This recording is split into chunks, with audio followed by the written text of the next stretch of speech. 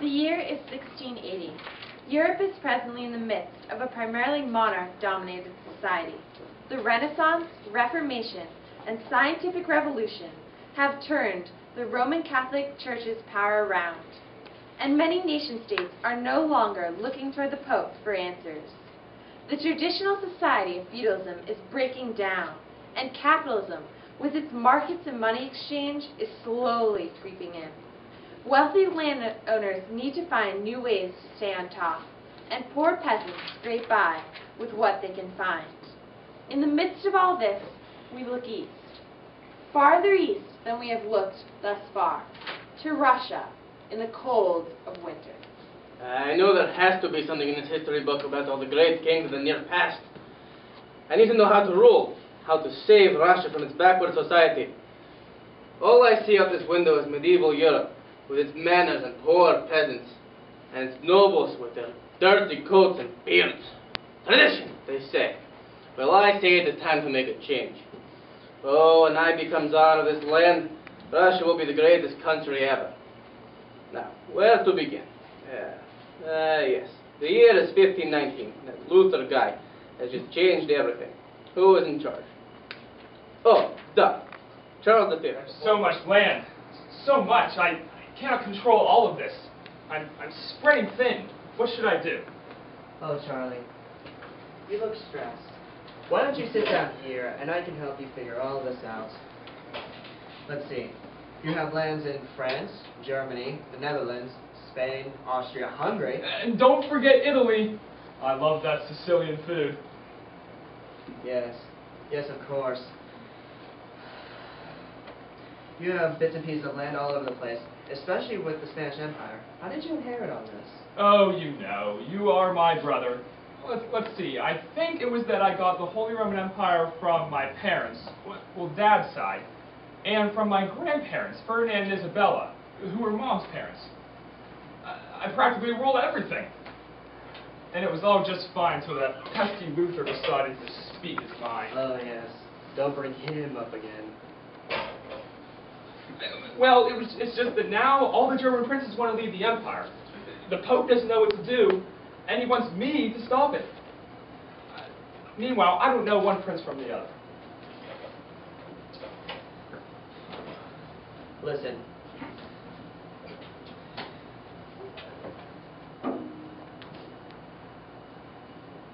Let me help you with this burden. I can help you rule some of this land, while you can get a better handle on the situation in the Holy Roman Empire. Well, it's still too much a burden for just you. But I think with the help of Philip, we'll be able to solve the situation. Hello, Father. Uncle Ferdinand. Looking at the map of the lands again, I see. Hey. Dad, I am a man now. A handshake would be just fine. I am trying to lessen my public displays of affection. I think it would be better for when I am king. It's good to see you, son. Bert and I were just discussing our future. When the time is right, which will not be long, I'm going to split my lands between the two of you. I was thinking I might give you Spain. What do you think? Oh, well, I would be honored. I will rule as my Lord and Savior commands. I pity the girl who's stuck with that boy someday. And so Charles V would eventually spread his lands between himself, his brother, Ferdinand I, and his son, Philip II. Catholicism is the law of the land. Oh, I get it. Try to control the religion of the people. It is easier to control them when they believe the same thing. All right. Who's next? Oh, yes, that bowl full of jelly. King Henry VIII of England. Although I heard he was once handsome and athletic. Ha! Not in that picture. I heard he created his own church. I wonder why. And how. I am Henry VIII, and I declare that England will no longer be ruled by a pope in faraway lands, but by her own king making decisions for the good of his people. And furthermore, I declare that England will no longer be Catholic, but Anglican, following the traditions of her ancestors. We will now have the Church of England with me as its head. Now, on to my great matter. I will divorce my wife, and marry another. I must have a son for the good of England.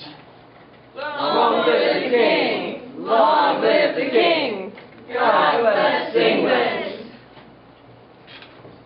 So Henry VIII, King of England, divorced Catherine of Aragon, cousin of Charles V, and married Anne Boleyn. Anne did not produce a male heir, so Henry had her tried for treason and executed.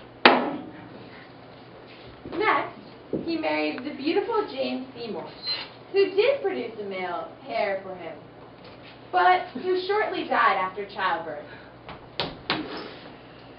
Next was Anne of Cleves, who he didn't like from the beginning. Then, Catherine of Howard, who did cheat on him. And finally, Catherine Parr, who learned to put up with him in his old, round state.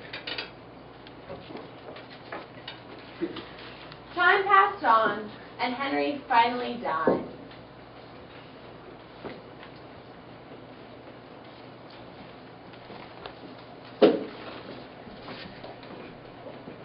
Hello, I'm Edward Tudor. I get to be king before both my sisters. Edward soon died, and his sister Mary took the throne. Catholics of the world unite. If you're Protestant, you better get out of my face or I'll have your head chopped off. Of him aptly named Bloody Mary. You better be Catholic, girl. Don't mess with Mary.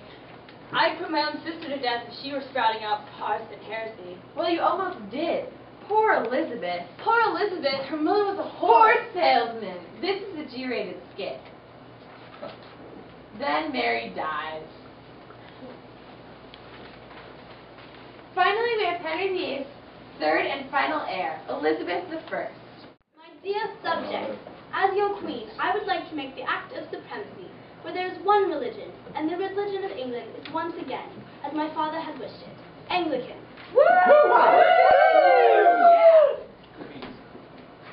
Now that you are queen, who will you choose to marry? I hear both France and Spain have offers.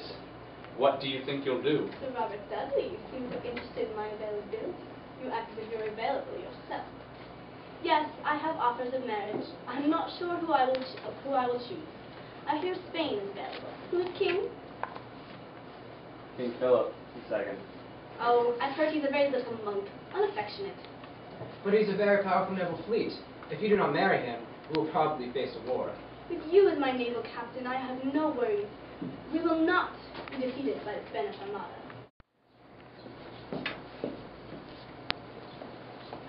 This letter says that Queen Mary of Scotland, my cousin, is threatening my right to the throne. She thinks she is the real heir. My advisors say she might try to kill me. You have to execute her for treason. You are the rightful heir. But some say I am an illegitimate queen because I am not recognized by the Pope. Only Catholics think that. Don't let that get to you. You have other things to worry about, like losing your throat. Die, Elizabeth! This is the last time you will try to kill me, cousin. Take her to the executioner! You'll pay for this. You just wait and see. The Pope, Philip, God, they'll all know what you have done. But remember, pretty virgin queen, no heir, no son, and my son will rightfully rule this land. You'll find England and Scotland forever. And declared that she would not marry anyone. She would be married to England. This action angered many monarchs in Europe, as well as nobles in England. Out of everyone, Philip II was the most upset. He wanted to control England and return it to Catholicism. He planned to set his armada on Elizabeth. Francis Drake's navy proved stronger with a Protestant wind behind it. The English navy was victorious. Spain had been defeated. Elizabeth showed that she was the stronger ruler.